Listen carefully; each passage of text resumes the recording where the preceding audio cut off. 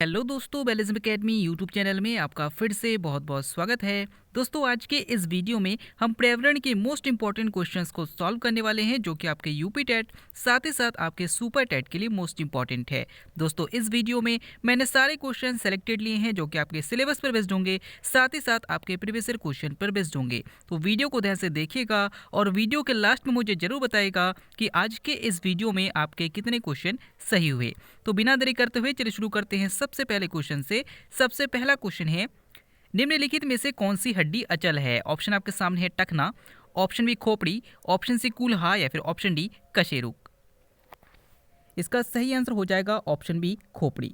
दोस्तों, याद रखिएगा कि यहाँ पर आपसे पूछा गया है कि कौन सी हड्डी अचल है, यानी कि किस हड्डी में गति नहीं होती है। तो याद रखिएगा कि खोपड़ी की हड्डियों में कोई भी गति नहीं होती है। अगला क्वेश्चन, भारत के उत्तरी मैदानों में अधिकतम किस प्रकार की मिट्टी पाई जाती है? ऑप्शन आपके सामने है रेगुड़ मिट्टी, ऑप्शन बी कछारी मिट्टी, ऑप्शन सी मखरैला मिट्टी या फिर ऑप्शन डी लेटराइट मिट्टी। इसका सही आंसर हो जाएगा ऑप्शन बी कछारी मिट्टी। दोस्तों, याद रखिएगा कि भारत के उत्तरी मैदान में सबसे अधिक कछारी मिट्टी पाई जाती है। जो रेगुड़ मिट्टी है इसी को काली मिट्टी कहा जाता है और ये सबसे अधिक महाराष्ट्र में पाई जाती है और इसमें कपास की खेती बहुत अच्छी होती है। लेटराइट मिट्टी जो है वो मालाबार तटीय क्षेत्र में पाए जाते हैं और इसमें चाय की खेती जो होती है वो बहुत अच्छी होती है। अगला क्वेश्चन, निम्नलिखित में से कौन भारतीय संघ में नए राज्य की रचना कर सकता है? यानी कि अगर भारत में नए राज्य की रचना करना है या फिर नए राज्य का गठन करना है तो वो किसके माध्यम से किया जा सकता है? ऑप्शन आपके सामने है प्रधानमंत्री, ऑप्शन बी राष्ट्रपति, ऑप्शन सी संसद या फिर ऑप्शन डी केंद्रीय मंत्रिमंडल। इसका सही आंसर हो जाएगा ऑप्शन सी संसद। दोस्तों, याद रखिएगा कि संसद के माध्यम से ही भारतीय संघ में नए राज्य की रचना की जा सकती है या फिर कह सकते हैं कि नए राज्य का गठन किया जा सकता है।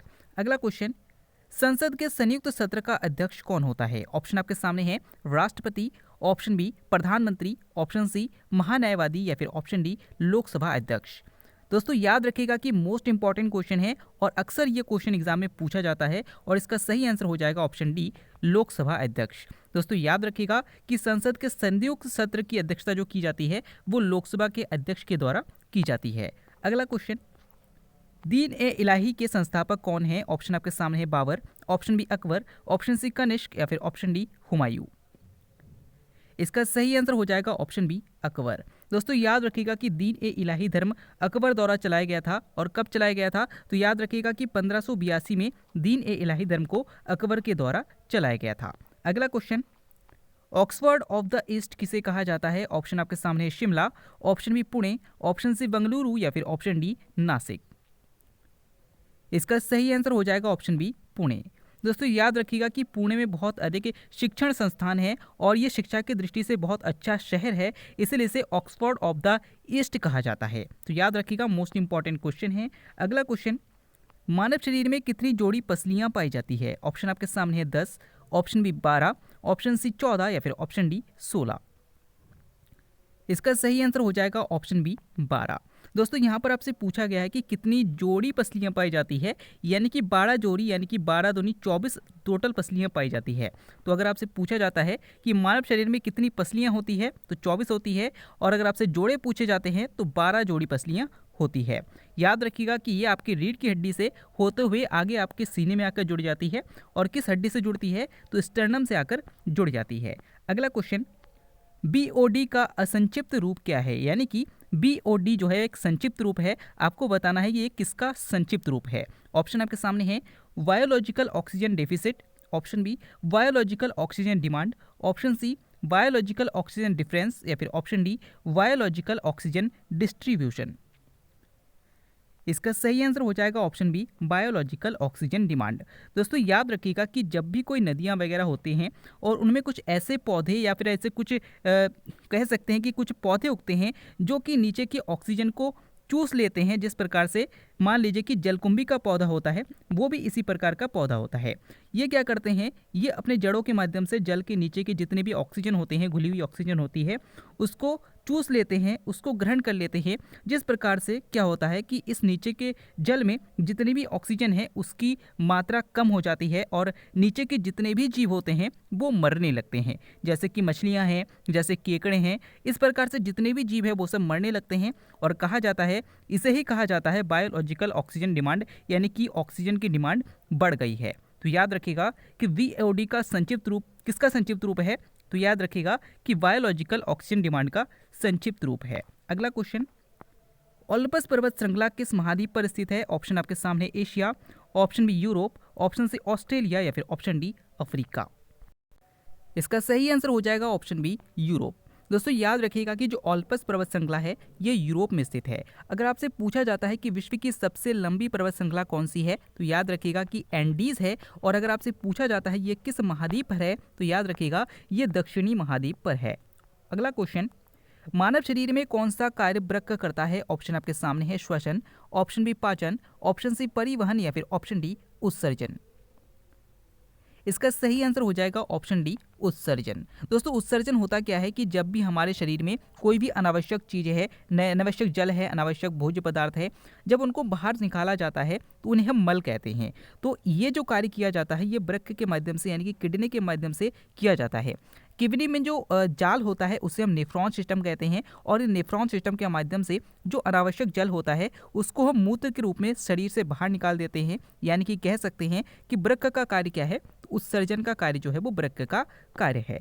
अगला क्वेश्चन, प्रकाश संश्लेषण क्रिया क्लोरोफिल तथा किसकी उपस्थिति में होता है? ऑप्शन आपके सामने है पानी, ऑप्शन बी पोषक तत्व, ऑप्शन सी सूर्य का प्रकाश या फिर ऑप्शन डी नाइट्रोजन। इसका सही आंसर हो जाएगा ऑप्शन सी सूर्य का प्रकाश। दोस्तों आपको पता है कि पौधे जो भोजन बनाते हैं वो प्रकाश संश्लेषण की क्रिया द्वारा बनाते हैं। तो अगर आपसे पूछा जाता है कि पौधे किस क्रिया द्वारा अपना भोजन बनाते हैं, तो प्रकाश संश्लेषण द्वारा बनाते हैं। और किसकी उपस्थिति में बनाते हैं? तो क्लोरोफिल और सूर्य के प्रकाश की उपस्थिति में बनाते हैं। अगला क्वेश्चन, दूध के पीएच की प्रकृति क्या है? ऑप्शन आपके सामने है थोड़ा अम्लीय, ऑप्शन बी थोड़ा क्षारीय, ऑप्शन सी अत्यधिक अम्लीय या फिर ऑप्शन डी अत्यधिक क्षारीय। इसका सही आंसर हो जाएगा थोड़ा अम्लीय। दोस्तों आपको पता है कि कोई भी पदार्थ है अगर उसका पीएच मान 7 है तो हम कहेंगे कि ये उदासीन है, अगर इसका पीएच मान 7 से कम है तो हम कहेंगे कि ये अम्लीय है, और अगर उसका पीएच मान 7 से ज़्यादा है तो हम कहेंगे कि ये क्षारीय है। और दूध का पीएच मान कितना होता है? तो 6.4 होता है, और आपको पता है कि ये 7 से थोड़ा कम है, यानी कि दूध का पीएच की प्रकृति जो है वो थोड़ा अम्लीय है। अगला क्वेश्चन, निम्नलिखित में से कौन शरीर में ऑक्सीजन वाहक है? ऑप्शन आपके सामने है प्लाज्मा, ऑप्शन बी लाल रक्त कोशिकाएं, ऑप्शन सी तंत्रिकाएं या फिर ऑप्शन डी श्वेत रक्त कोशिकाएं। इसका सही आंसर हो जाएगा ऑप्शन बी लाल रक्त कोशिकाएं। दोस्तों याद रखिएगा कि जो आरबीसीज होती है यानी कि जो लाल रक्त कोशिकाएं होती है ये क्या करते हैं? ये बॉडी में ऑक्सीजन का परिवहन करते हैं। तो अगर आपसे पूछा जाता है कि लाल रक्त कोशिकाओं का क्या कार्य है, तो ऑक्सीजन का परिवहन करना है। तो याद रखिएगा कि शरीर में ऑक्सीजन वाहक कौन होते हैं? लाल रक्त कोशिकाएं होती है। अगला क्वेश्चन, चीन सागर में आने वाले उष्णकटिबंधीय चक्रवात का क्या नाम है? ऑप्शन आपके सामने है willy willy, option B typhoon, option C tornado या फिर ऑप्शन डी हरिकेन। इसका सही आंसर हो जाएगा ऑप्शन बी टाइफून। दोस्तों याद रखिएगा कि चीन में चक्रवात को टाइफून कहा जाता है, ऑस्ट्रेलिया में बिली बिली कहा जाता है, अमेरिका में टॉर्नेडो कहा जाता है, और वेस्ट इंडीज तट पर इसको हरिकेन कहा जाता है। अगला क्वेश्चन, कौन से वृक्ष वर्ष भर में एक बार पत्तियां गिरा देते हैं? ऑप्शन आपके सामने है शंकुधारी वन, ऑप्शन बी पर्णपाती वृक्ष, ऑप्शन सी सदाबहार वृक्ष या फिर ऑप्शन डी इनमें सभी। इसका सही आंसर हो जाएगा ऑप्शन बी पर्णपाती वृक्ष।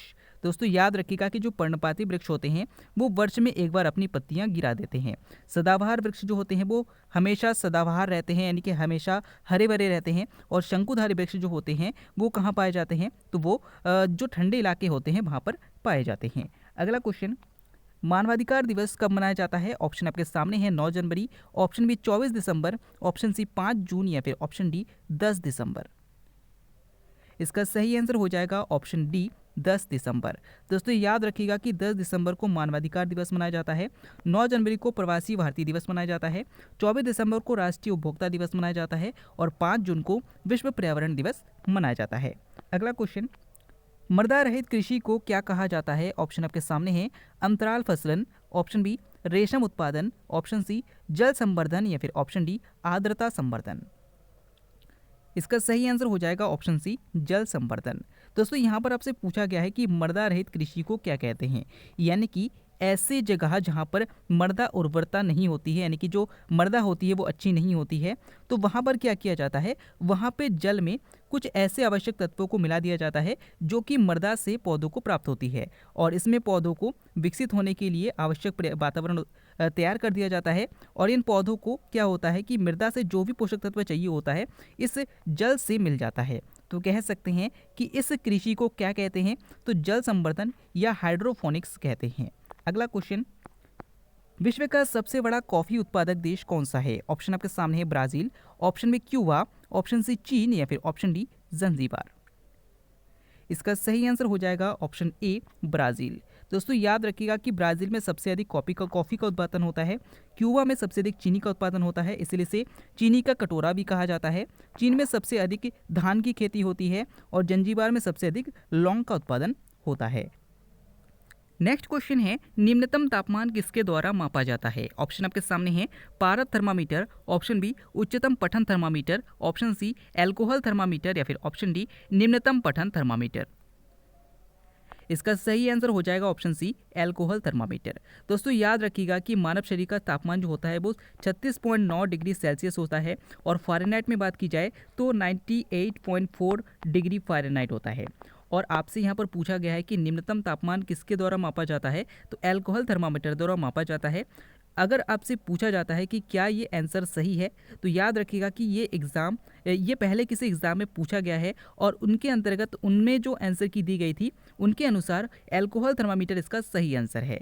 तो अगर आप सोच रहे हैं कि पारद थर्मामीटर इसका सही आंसर हो सकता है, तो आपके हिसाब से आप इसको अच्छे से देख लीजिएगा। मेरा यही कहना होगा कि जो एग्ज़ाम में पहले पूछे गए हैं, जो आंसर की पहले एग्जाम्स में दिए गए हैं, आपको उससे ही ज़्यादा सुटेबल मानना चाहिए।